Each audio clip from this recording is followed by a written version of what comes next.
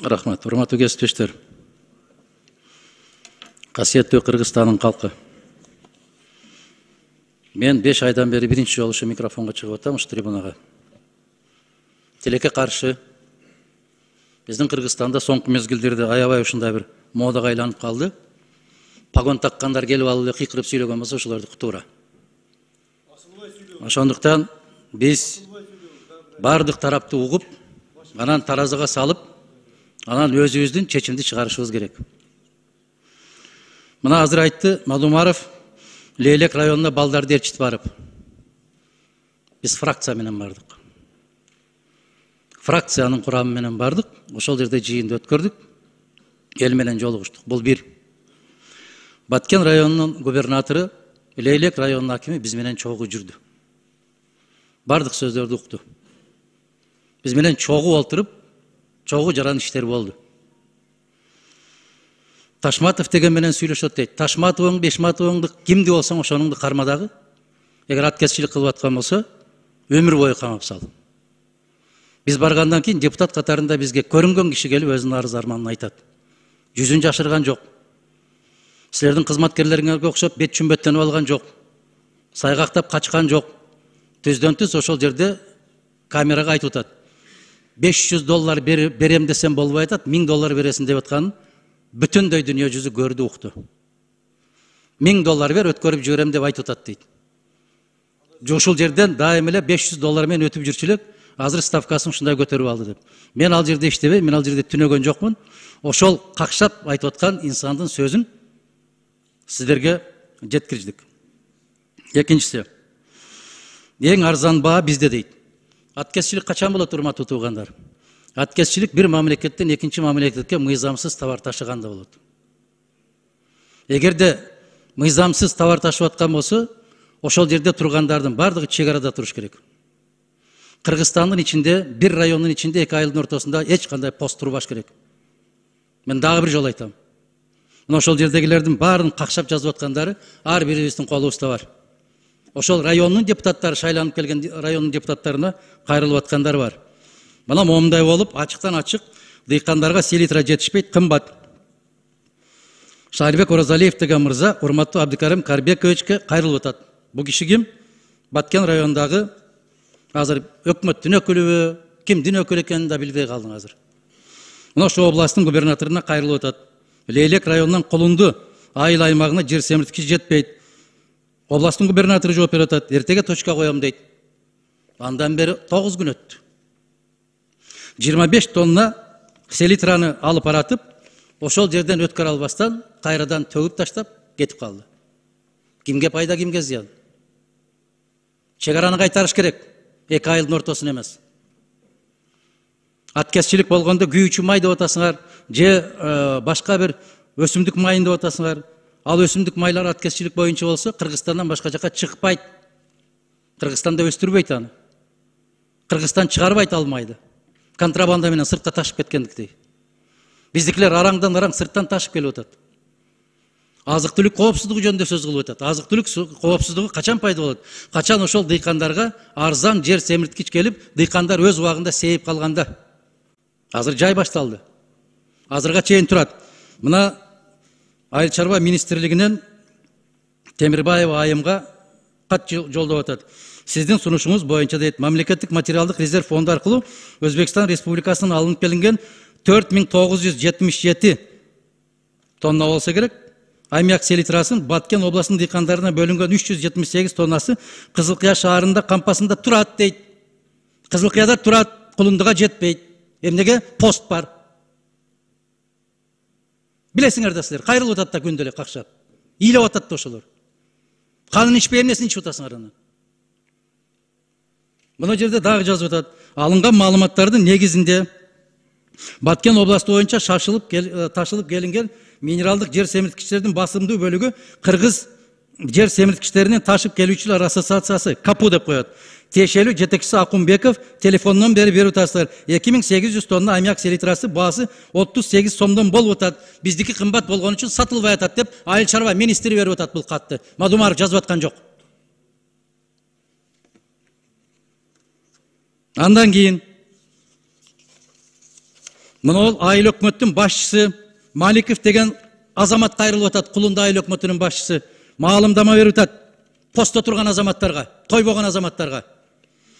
Берилет ушул маалымдама Кулунда айыл өкмөтү тарабынан Кулунда айылынын тургуну Сулайман уулу Кубатбекке дыйкандарга сатуу үчүн Кызылкыя шаарынан 25 тонна жер семирткич түрүн алып келет.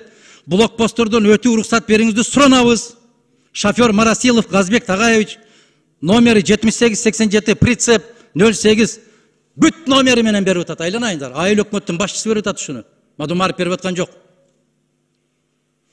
Артында дагы ишенбесе, момундай кылып бүтүндөй кимге канча кап керек? 25 кап, 15 кап, 40 кап деп туруп, кол коюп туруп берип атат. Булар да өтпөй атат. Себеп тойбой атат посттор. Мына ушуну айтып атабыз биз.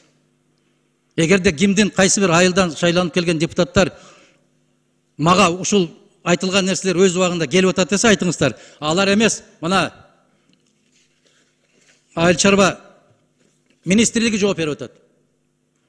Биздикинин баасы момунча болуп атат, бирок эл ташып келген арзан болгондуктан биздикилер өтпөй атат деп, туура, жолдош министр? Мына мына жерде расмий түрдө жооп алды. Эгер бул жооп туура эмес болгон болсо, Миргүл айым, сизге да алдыңыз да ушул жоопту, туура? Биз факты менен сүйлөйбүз. Жалаң факты менен сүйлөйбүз. Эгерде кара баягы жаманатты кылам дей турган болсоңор, 3 күн кайра КТРдин менен регионуңардан сайратсаңар, элдин башын маң кылабыз деген болсоңор, эл азыр түшүнүп калган. Крышевать этип атат деген сөздөрдү. Мен ушул сөздөрдү билбейт экенмин. Аны менен силер алек болосуңар. Кимди крышевать этип атканыңды билсеңиз, четинен алып барып камаңыз. Камаганга устасыңар азыр силер. Ар кандай жалааны жаап туруп, 2 айдан кийин чыгарып, бирдеме десе, ушинтип койдук да деп коюп кете бере турган заман болуп калган. Ошондуктан урматтуу кесиптештер, биз фракция менен барып келген жыйындын жыйынтыгы боюнча областтык жетекчилик менен дагы, райондук жетекчиликтер менен дагы керемет сүйлөшкөнбүз. Мына ошолордун жыйынтыгын көрүп атабыз, биз кызматташып атабыз. Экинчиден, коопсуздук кызматынын кызматкери болобу, чек ара кызматкери болобу, ички иштер министрлиги болобу. Мына ички иштер министрлигинин ошол жердеги башкармасы полковник мыкты өзүн алып жүрдү. Бардык кызматтын жетекчилери мыкты алып жүрдү. Областын жетекчиси, коопсуздук кызматынын жетекчиси мыкты алып жүрдү. А жанакы бизде иштебейт деди, ошол жерде качып жүргөн жигиттерди. Бизде иштебейт деп жооп берди. Биздин кызматкер эмес деп жооп берди. Биз Казакстанга бардык. Биз Кыргыз парламентинин депутаттарыбыз. Ошол жерде барыңыздар, күбө болдуңуздар. Бажы кызматы болобу, чек ара кызматы болобу, полковниктер келди дагы, айтты. Нөмөт жетекчиси полковник Баландаймын. Түкүндөймүн. Муну маданияттуулук деп коет. Кыргыз Республикасынын аймагында жогорку кеңештин депутаты кандай жерге барбасын, ошол жерге жооптуу киши келип өзүн тааныштырууга милдеттүү.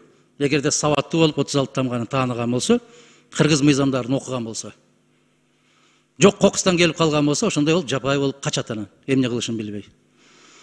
Биз, урматтуу депутаттар, абийирибиздин алдында, жараткандын алдында ушул кезге чейин таптаза келгенбиз, соңку демибиз чыкканга чейин таптаза ойдон кетебиз.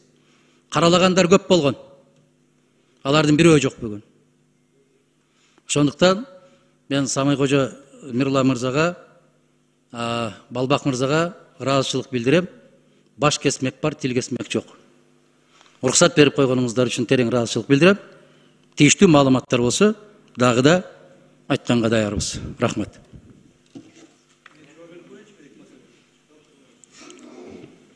Урматтуу Талант Турдуманович, уруксат берсеңиз мен отуруп эле жооп берип коеюн. Депутат Мадумаровдун айткандары боюнча, ошол жерде фракциянын жыйыны болгон дейт. Фракциянын жыйынына 5 депутатыбыз чогулу барганбыз дейт. Ошол жерде депутат Ербаев да болуш керек эле. Мына биздин мурдагы коопсуздук кызматынын кызматкери ал так билет. Билбесеңиз Ербаевден сурасаңыз айтып берет. Кайсы маалда биздин кызматкерлер сизге келип представить этишет, кайсы маалдарда этишпейт. Дагы бир жолу айтайын. Улуттук коопсуздук мамлекеттик комитетинин мыйзамынын негизинде улуттук коопсуздук мамлекеттик комитетинин кызматкерлери сизге келип представить эткенге эч кандай мыйзам жол бербейт. Билбесеңиз окуңуз ошол мыйзамды. Ошону түшүнүп аласыз. голословно айта бербеңиз. Мына $1000 деген $1000 берсең өткүзөм деп айтты деген бала. Ташматов деген жигит ошол. Аты А кетет, Алишер бекен, кимин Абдыганов билбейм. А Ташматов деген жигит. Мына ошол урматтуу депутат Адахан Кимсанбаев жанында туруп алып видеодо сүйлөп атат. Ошол жигит $1000 бересин деген жигит, $1000 берсең өткүзөм деп айтты деген жигит. Мына дагы бир жолу айтайын. Азыркы күндө ошол жигитке кайрата дагы 5 факты катталды. Ошол жерден продукталарды, жер семчиликтерди алып өтүү боюнча. Ал өзү эле эмес, үй бүлөсү менен иниси кошулуп туруп, кылмыш иш ачылган аларга. Мына ушундай контрабандисттер ушул депутаттын жанында туруп алып сүйлөп атат. Бул депутат болсо туура ушундай деп айтып атат. Мен муну факты менен айтып атам. Андан кийин bir айыл боюнча 2 айылдын ортосуна пост коюпсуз дегендер. Туура, урматтуу депутаттар, мына Баткен облусунан чыккан депутаттар, Дейлик районунан шайланган депутаттар жакшы билесиздер. Развилка деген жер бар, Кайсо деген жер бар. Бардык жолдор келип ошол жерге чыгат. Ошол жерден карап биз пост коюп ошолорду контролдоп турабыз. Ар бир жанагыдай жапайы кирип кеткен жолдорго ар бир жолго бирден адам кое албайбыз. Мүмкүнчүлүгүбүз жок андай. Ошо развилкага койбой турган болсок, развилкадан чыгып туруп эле 20-30 жол кетет. 20-30 жолдун баарын контролдош кыйын. Мына ушуну дагы башынан айтып атам. Туура кайсыл бир деңгээлде ыңгайсыздык түзүлөт. Бирок мамлекеттин коопсуздугун камсыз кылууга бул негизги маселе болуп саналат.